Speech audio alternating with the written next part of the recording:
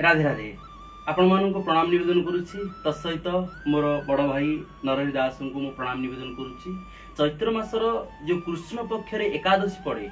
आउ से एकादशी कथा को आज आम वर्णना करवा आलोचना करवा आउ से एकादशी को नहीं कौन तथ्य रही से कथा आम निश्चित भाव में टिके अवलोकन करवा। नरी भाई मुझे प्रणाम निवेदन करुच्ची। चैत्र मासर जो कृष्ण पक्ष एकादशी पड़ुची एकादशी नाम कौन आ यार महत्वटा कौन रही? चैत्र मास कृष्ण पक्ष एकादशी नाम है पापमोचनी एकादशी। तर नाटा हूँ पापमोचनी एकादशी। आर महिमा बहुत, आर महिमा सबु पाप को हरण करिवार सामर्थ्य ए एकादशी व्रत अच्छे। अच्छा, एकादशी व्रत समस्ते पालन करने आवश्यक। अच्छा, यही एकादशी व्रत कथा युधिष्ठिर कृष्ण को सबु एकादशी कथा युधिष्ठिर कृष्ण ही पचारिक सब आम मान सब तैयारी कर। अच्छा, ए कथा मध्य से पचारि एक कथा पचारि एक कथा आमे मध्य सुनिबा जो कथा भगवान कृष्ण युधिष्ठिर को कही किंतु आपण मानक एठी गोटे कथा को आग उपस्थापन करने चाहूँगी ए सेवक गोपाल दास। आपण मान लक्ष्य करंतु जदि गोटे वयस्क बुढ़ाटीए बयस हो जाइछि तापर भी सी भगवान को प्रार्थना करुच्ची जे भगवान मते आउ 20 वर्ष बंचई दियंतु कहीं ना ता परिवेश तार परिवार जदि श्रृंखला थाए ताले से बंचिवा पे चेष्टा करे। जदि तार मानसिकता भल न थाए सी अल्प दिन रे मरी जाय पे मध्य चेष्टा करे। एथि पे आपण मानु कहूची आमे जो एकादशी रे कथा आलोचना करूचे प्रति एकादशी को मध्य आपण मानक पाखरे उपस्थापना करूचु एवं आमे मध्य कहूचु कि युवा पीढ़ी मानक ठारू बापा माँ साधु सन्यासी समस्ते आमे पालन करिबा एवं गौरांग निजे महाप्रभु चैतन्य कहिथिले जे कली रे नाम संकीर्तन प्रभुंकर नाम गुणगान करिबा पई हेले एकमात्र माध्यम होची एई भगवानकर उपासना। केमिति उपासना करिबा सरल रे से कथा आज हमकु बुझेबे पापमोचनी एकादशी। तेबे आपण हमकु भलो भाबरे टिके बुझेई दियंतु। भगवान कृष्ण को जतेले युधिष्ठिर पचारले आज्ञा बड़ विनय भाव में पचारे नम्र भाव में पचारे से मत तो सबू एकादशी कथा धीरे धीरे धीरे धीरे कही मोर भीतर बहुत कथा मोर अपराध बहुत खंडन कर मोर मते बहुत शांति देइछंती। सेही परी चैत्र मास शुक्ल पक्ष कृष्ण पक्ष एकादशी कथा टिके मते कहतु। भगवान कृष्ण कहले कहले तुम्हें सब एते माने खुशी हे गेले सब बेले मन रख जो जिज्ञासा जे करंती सी होचंती बड़ दुर्लभ। आज्ञा कहीं ना जे पचारे बुझे शास्त्र कथा से बहुत दुर्लभ है संसार माने जे कहउछंती ताबे जे सुनुछंती सेही माने सबठरो बड़ दुर्लभ। अच्छा तले आमे माने जो माने सुनुछे आमे माने सुनिबाटा हो सबठरो बड़ कथा सेति पई श्रवणम कीर्तन नवदा भक्ति रे श्रवण भक्ति को गुरुत्व दिया जाय। आज्ञा आज्ञा से सेति पई भगवान कृष्ण एते खुशी हे गेले कहले अरे अरे तुम भली दुर्लभ मिलिबा ए जुगरे बहुत कष्ट आपण भली लोक। अच्छा किंतु तुमे जतेले मते एते कथा पचारज मैं तुमको याकू पूरा परिष्कार भाव में तुमको कहूची सुन। आज्ञा गोटे शास्त्र कथा से कहले कहले मांधा जे शास्त्र कथा कहले जे ऋषभ मुनि को जने राजा जाई कहले जे प्रभु मु तुमको गुरु भगवान आउ मुनि ऋषि ठू आरंभ कर सबु प्रकार भावना रे तुमको आज गोटे प्रश्न पचारुची मते से उत्तर दियंतु। आज्ञा कहले जे आज समाज रे साधु संत माने को कलंकित कर दउछन युवा पीढ़ी मान को कलंकित कर सब प्रकार ए भली होउची आ ए जुगर तो ए सब हवा कथा नुह ताले आकू तार अपराध दूर पाई कोन मते बाट दियो। सेते बेले से तांको से गोटे बाट देइतिले कहितिले गोटे कथा ता ऊपर पूर्वरु गोटे कथा शास्त्र से ऋषभ कहले ऋषभ मुनि कहले चैत्ररथ बोली जड़े राजा थिले सी इंद्र भारी भल पाउथिले कहीं साधन भजन थिला से बहुत भल पाउथिले चैत्ररथ को दिने ये इंद्र कहले मुनि ऋषि माने अशांत हो पड़ी तुम गोटे भल परिवेश तैयारी कर भल पुष्करिणी तैयारी कर भल परिवेश गोटे पुष्प बाटिका तैयारी कर से रही देखिए जो बण जंगल साधु सन्त माने समस्ते जानते साधु सन्त माने साधन भजन करती जंगल निरोला स्थान अष्टांग युग साधना रे प्रथम अच्छी निरोला निरोला स्थान बण जंगल भितर कष्ट सही निरोला जगार से भजन करती आमे तर्क करिया एठी कोन भगवान नाहंती बण जंगल कोन जीवा दरकार ना तार अच्छी प्रभाव रही बोली मुनि ऋषि माने ताको आगो स्थान निरीक्षण करिकिन से जगार रही भजन करते से कह जाए कि स्थान प्रधान बल प्रधान सी जिते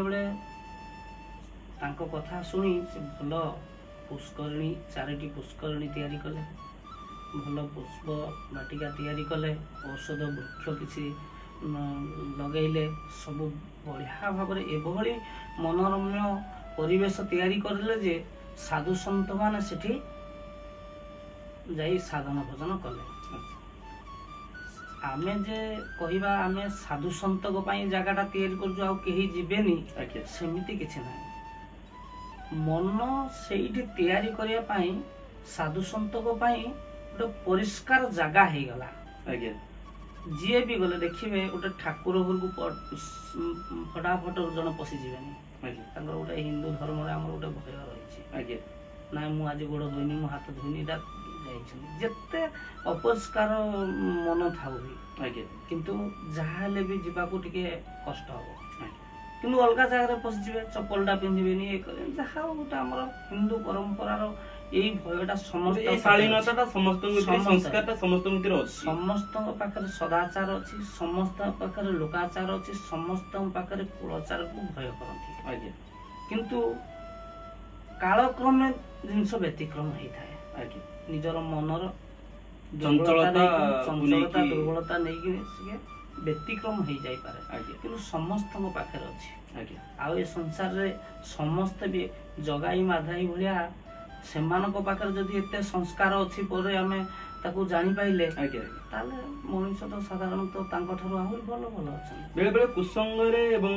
कु परिवेश रे एवं किछि परिस्थिति रे पड़ी कि मनुष्यर किछि व्यवहारिक परिवर्तन हो जाय परिवेश में परिवेश को भी कु परिवेश भी किछि करि दउछंदी काहे कि एटा तार गोटे उदाहरण कथा अछि सेठी अंगिरा नाम को साधु मान सब तपस्या करिया को सब बसिले ता भितरे थरे जने गोटे जने मेधावी ऋषि तांको ना मेधावी ऋषि से होली चेवन ऋषिंकर पुत्र बोली मेधा ऋषि से मेधा ऋषि जेतले साधन भोजन करियो तांको चेवन सेतले कहि दिले जे तुमर पूर्व जन्मर इतिहास जहाँ कहूची तुमे जन्म जदि साधन न करिवो तुमे ताहले कुसंग बसवर्ती काहे ना पूर्व जन्म रे तुमे जतले साधन करूथलो सेते बेले समय रे जने सुंदरी की मंजूषा बोली नाम गोटे सुंदरी की तुमे सेते बेले साधन तमर नष्ट से करथिले तुमे ताकू बसवर्त हेतिलो 55 वर्ष आउ 9 मास 7 दिन तुमे ता सहित बसवर्त हेतिलो तापर तुमे ताकू अभिशाप देइछो एनु तुमे जाओ सेठी साधना कर तले साधना करिवो बोली जतले से कहिले कहले हो ठीक अच्छे से साधना करिया से साधना करुछनी काहाकू ना ईश्वर को आमे जहाँ भी करवा देख आजिकल एक कथा किए ग्रहण केते करि पारंती न करि पारंती धर जने पाठ पढ़िया पिला जदि पाठरे मन न देई चंचल कला ताहले से निश्चित ता पाठ पढ़ा कमिबो निश्चित जदि जने चाष करिया को आइजी जे जो कर्म पाई जन्म होइछंती जो कर्म रे जे आदि दिछंती ताकू जदि सेई देर लक्ष्य न करी जदि टिके मन चंचल हैला ताले से सब एई परिस्थिति के आसीबे सब माने लक्ष्य रो जो माने विच्युत हे गेले से माने निश्चित लक्ष्य रे पहुंचे में कष्टकर हे जो जाय बेले एटा समस्त जानते सब कथा हुए आज्ञा किंतु साधक माने ए कथाटा को गुरुत्व दबा आवश्यक माने एक कथा साधक अर्थ आपण माने बुझी पारुथिबे केवल जे जो माने तिलक करिसंती साधु सन्यासी माने केवल ताहा नुह साधकर अर्थ मध्ये आमे पारिवारिक जीवन रछे जने घर भितरे थाई जो पिलाटी पाठ पढुची युवपीढ़ी मानक पई मध्ये निहाती आवश्यक कारण युवपीढ़ी माने पाठ पढिबार समयटा होची सबुठार बड़ साधनार समय आज्ञा तापरे एनु आमे जे भी हेले हम धरो जने भगवान को पाइबा पई भगवान ये उद्देश्य रे भजन कला तार लक्ष्य कोन रहला ना भगवान को प्राप्त हेबी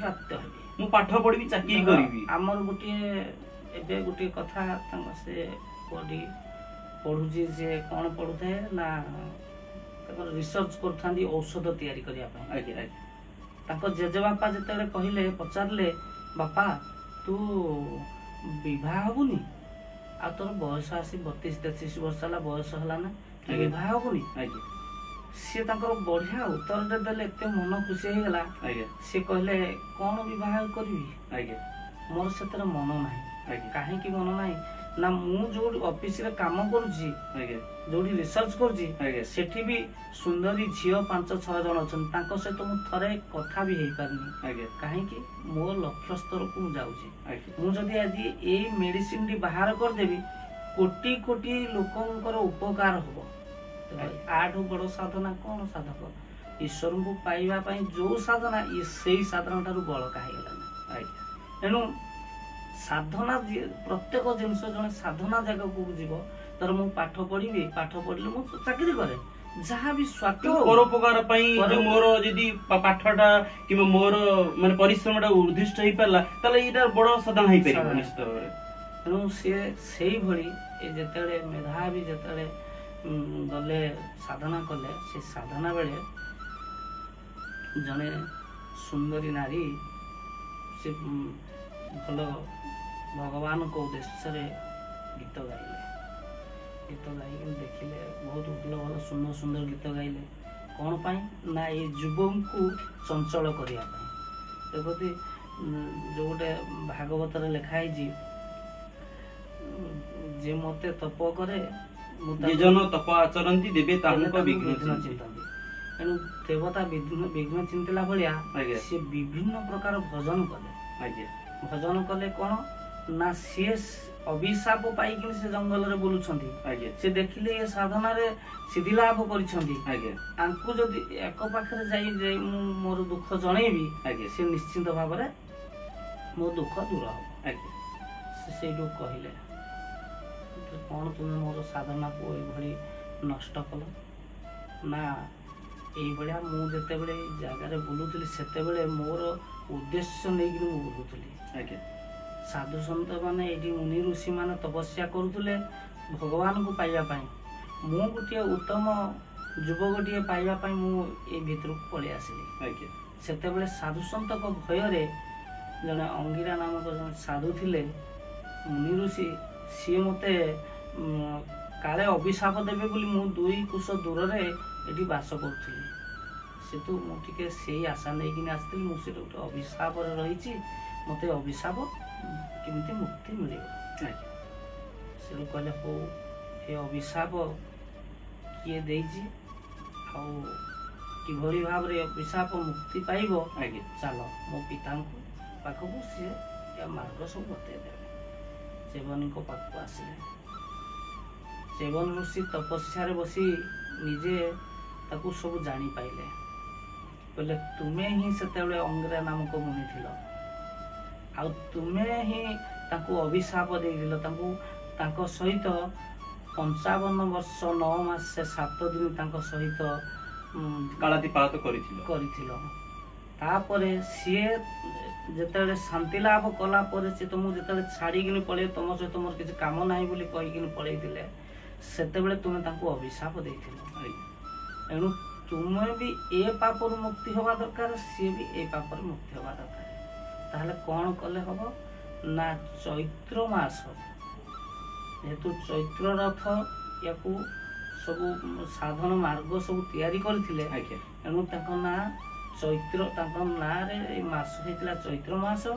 ଆଉ ଚୈତ୍ର ମାସ କୃଷ୍ଣ ପକ୍ଷ ଏକାଦଶୀ ବ୍ରତ ପାଳନ କଲେ ତୁମ 2 ଜଣ ଯାକର ପାପ ଦୂର ହେବ। ଏଣୁ ତାପରେ ଏଇ 2 ଜଣ ଚୈତ୍ର ମାସ କୃଷ୍ଣ ପକ୍ଷ ଏକାଦଶୀ ପାଳନ କରିଥିବାରୁ 2 ପକ୍ଷରୁ ପାପ ସବୁ ଦୂର ହେଇଥିବାରୁ ତା ନାଁ ହେଲା ନା ପାପ ମୋଚିନୀ ଏକାଦଶୀ। ତେଣୁ ଚୈତ୍ର ମାସ କୃଷ୍ଣ ପକ୍ଷ ଏକାଦଶୀ ନାମ ପାପ ମୋଚିନୀ ଏକାଦଶୀ ବୋଲି କହିଲେ। ଏ କଥା ଯୁଧିଷ୍ଠିରଙ୍କୁ ଭଲ ଭାବରେ କୃଷ୍ଣ ବୁଝେଇ ଦେଇଥିଲେ। ତେଣୁ ଆମେ ଏଠୁ ନିଶ୍ଚିତ ଭାବରେ ଗୋଟେ କଥା ଜାଣିବା ପାଇଁ ପାଇଲେ ଯେ ଆମେ ମନେ ମନେ ଭାବୁଛେ କି ଯେ ମୁଁ ଜଣେ ସାଂସାରିକ ଲୋକ, ଆମ ଭିତରେ ବହୁତ ଲୋକମାନଙ୍କ ଭିତରେ ଯୋଉ ଭାବନା ରହିଛି, ସେମାନେ ମଧ୍ୟ ଜାଣି ରଖିବା ଉଚିତ ସେ ମଧ୍ୟ ଏହି ଏକାଦଶୀକୁ ପାଳନ କରିବା ଉଚିତ ଏବଂ ସେମାନଙ୍କର ପାପ ତାପକୁ ହରଣ କରିବା ପାଇଁ ହେଲେ ଭଗବାନଙ୍କୁ ଆଗ ମାନେ ତାଙ୍କ ମନ ଭିତରେ ପ୍ରାର୍ଥନା କରିବା ଦରକାର, ତାଙ୍କ ପାଇଁ ମାନେ ଉପାସନା କରିବା ଦରକାର। ଆଉ ଗୋଟେ କଥା ହେଲା, ଉପାସନାକୁ ଆମେ ଆଜି ଯୋଉ ଅର୍ଥରେ ପହଞ୍ଚେଇ ଦେଇଛେ ଯେ ଆମେ ଜମା ଖାଇବା ନାହିଁ, ଜମା ପିଇବା ନାହିଁ, ସେ କଥା ଜମା ନୁହଁ। ଆମେ କଣ ଖାଇବା ବିଧେୟ, କଣ ନ ଖାଇବା ବିଧେୟ, ଏକଥା ଆମେ ସମସ୍ତେ ଜାଣିଛେ। ଏମିତି କେହି ଭାବନାନ୍ତୁନି କି ଆମେ ଜାଣିନେ। ଖାଦ୍ୟ ପ୍ରତି ଆମେ ଆସକ୍ତି ନ ରହିକି ଆମର ରୋଗ ରହିଛି କିମ୍ବା ଆମେ ମେଡିସିନ ଖାଉଛେ, ତେଣୁକରି ଆମେ ଯୋଉ ପ୍ରକାର କିଛି ସିଝା ଜାତୀୟ ଖାଦ୍ୟ ଖାଇପାରିବା କିମ୍ବା ଯଦି ଆମେ ନ ଖାଇକି ମଧ୍ୟ କଣ ଖାଦ୍ୟ ମାନେ ପାନୀୟ ଜିନିଷ ପିଇକି ମଧ୍ୟ କରିପାରିବା, ସେ କଥାକୁ ଆମେ ଗୁରୁତ୍ୱ ଦେବା। କିନ୍ତୁ ଏ ଏକାଦଶୀକୁ ଆମେ ପାଳନ କରିବା ଉଚିତ। ଯୁବପିଢି ମାନଙ୍କ ଠାରୁ ଗୃହସ୍ଥଙ୍କ ଠାରୁ ସନ୍ନ୍ୟାସୀ ମାନେ ସାଧୁ ମାନେ ସମସ୍ତେ ଏକାଦଶୀକୁ ପାଳନ କରିପାରିବେ। ଆଉ ଗୋଟେ କଥା ସେଇଥିପାଇଁ ପ୍ରଥମେ ଆପଣ ମାନଙ୍କୁ କହିଥିଲି ଯେ ମହାପ୍ରଭୁ ଚୈତନ୍ୟ କହିଛନ୍ତି କଳୌ ନାସ୍ତୈବ ନାସ୍ତୈବ ଗତିରନ୍ୟଥା, ମାନେ କଳି ଯୁଗରେ କେବଳ ନାମ ବିନା ଆଉ କିଛିର ମୁକ୍ତିର ମାର୍ଗ ନାହିଁ, ଆଉ କିଛି ମାର୍ଗ ନାହିଁ। ତେଣୁକରି ଆମେ ବାରମ୍ବାର ସେ ନରହରି ଦାସଙ୍କ ଠାରୁ ଆମେ ସେ କଥା ଶ୍ରବଣ କରିଛେ ଏବଂ ବିଭିନ୍ନ ଜାଗାରେ ମଧ୍ୟ ଭାଗବତରେ ହଉ ଗୀତାରେ ହଉ ସେ କଥା ଯୁବପିଢି ମାନଙ୍କୁ ମୁଁ ବାରମ୍ବାର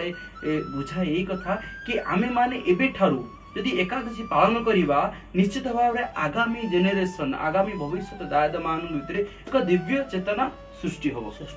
ତେଣୁ ଆପଣ ଯୁବପିଢି ମାନଙ୍କୁ ଏ ଯୋଉ ଏକାଦଶୀକୁ ନେଇକି, ପାପମୋଚିନୀ ଏକାଦଶୀକୁ ନେଇକି ଗୋଟେ ଧାଡିରେ କୁହନ୍ତୁ। ଏଥିରୁ ଆମେ ପୁରା ଭାବରେ ବୁଝିଲେ ଯେ ଜଣେ ସାଧକକୁ ଜଣେ ଯେକୌଣସି ଯିଏ ସବୁ କରି, ଯିଏ ପାଠ ପଢିକି ସାଧନ କଲେ, ଯିଏ ଯେକୌଣସି ରିସର୍ଚ୍ଚ କରି ସାଧନ କଲେ, କୌଣସି ସାଧକକୁ ବାଧାପ୍ରାପ୍ତ କଲା ଭଳି କାମ ଆମେ କରିବା ନାହିଁ। କଲେ ସିଏ ଏକ ଅପରାଧ, ଆମ ପାଇଁ ଗୋଟେ ଅଭିଶାପର କଥା। ଯିଏ ସାଧନ ଭଜନ କରିବେ ତାଙ୍କ ପାଇଁ ପରିବେଶ ତିଆରି କଲେ ଆମର ସିଏ ବି ଏକାଦଶୀ ଭଳି ବ୍ରତ ପାଳନ କଲା ଭଳି ହେବ। ଏଣୁ ଆମର ଯିଏ ଯୋଉ ପ୍ରକାର ଭାବରେ କୁହନ୍ତୁ ନା କାହିଁକି ମନରେ ବିଚଳିତ କରିବା ନାହିଁ, ଆବଶ୍ୟକ ନାହିଁ। ଯିଏ ଯେକୌଣସି ଜଣେ ପାଠ ପଢିକିନି ସେ ନିଜ ସ୍ୱାର୍ଥ ପାଇଁ ହଉ, ମୁଁ ପାଠ ପଢି ଚାକିରି କରି, ସ୍ୱାର୍ଥ କଣ, ଚାକିରି କରିବି ମୁଁ ପରିବାରକୁ ଚଳେଇବି, ସେ ସ୍ୱାର୍ଥ କଣ, ସେ ତ ତା ଦାୟିତ୍ୱ ହେଇଗଲା। ଆମେ କୋଉଠି ଚୋରି, କୋଉଠି ଡକାୟତ, କୋଉଠି ବଦମାସ କରିବା ଅପେକ୍ଷା ଯଦି ଆମେ ନିଜେ ପାଠ ପଢିକି କଷ୍ଟ ପରିଶ୍ରମ କରିକି ଆମେ ନିଜେ କିଛି ରୋଜଗାର କରି ନିଜ ପରିବାରକୁ ପୋଷଣ କରି ଅନ୍ୟକୁ ଯଦି ଆମେ କିଛି ସହଯୋଗ କରିପାରିବା, ସେଟା ଆହୁରି ସୁନ୍ଦରର କଥା ହବ। ନିଶ୍ଚିତ ଭାବରେ ଖାଦ୍ୟ ପେୟକୁ କାହିଁକି ବାରଣ କରାଯାଇଛି, ସାତ୍ବିକ ଖାଦ୍ୟର ମନ ନିଶ୍ଚିନ୍ତ ଭାବରେ ଶାନ୍ତ ଆସିବ।